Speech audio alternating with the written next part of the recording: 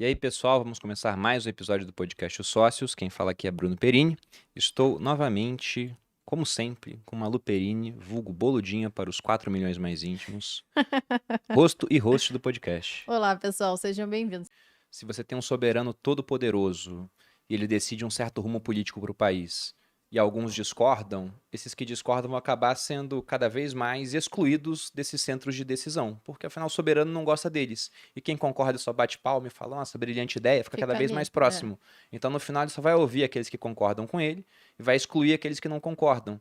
E os outros, né, que estão nesse centro observando que isso está acontecendo, tendem, se eles querem ficar lá, muito mais a concordar do que a discordar no final das contas. Então você não tem um contraponto contra as ideias do soberano. Você tem menos diálogo, que em algum momento se enfraquece tanto esse grande centro poder que pode ser derrubado, né? Mas o sucessor ou a sucessora tem pouco incentivo para espalhar o poder, mas de manter tudo isso acumulado, mas os processos de transição acabam sendo mais turbulentos.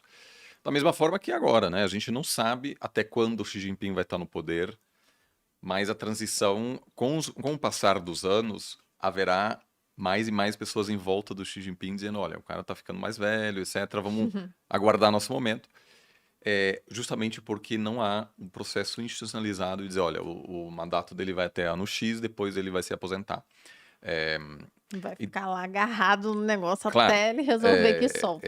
e houve, inclusive, assim, daí dá para ver quão importante é realmente estudar toda a história. Houve recentemente tentativas ao longo dos últimos anos do poder central político do Partido Comunista de reafirmar seu controle sobre o setor privado, né? O grande drama dos investidores na área de tech, das grandes lideranças do setor privado foi justamente que eles se tornaram poderosos demais. E que na leitura do Partido Comunista é fundamental que haja um grande centro de poder e não vários outros, como nos Estados Unidos, por exemplo. A classe, vamos dizer, as lideranças empresariais americanas são muito poderosas e podem, inclusive, em alguns momentos, peitar o presidente dos Estados Unidos, né, em algumas questões.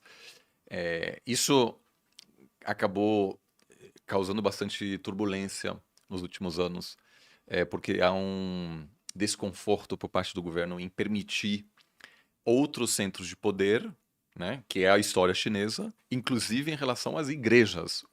Eu tenho vários amigos chineses que são cristãos, que viraram cristãos ao longo dos últimos anos, e me contaram das dificuldades, inclusive os riscos profissionais, porque várias dessas igrejas são informais, porque existem algumas igrejas oficiais, mas os bispos da Igreja Católica precisam ser aprovados pelo governo chinês. Isso é fruto de uma negociação entre o Vaticano e a Igreja o governo comunista da China em 2018.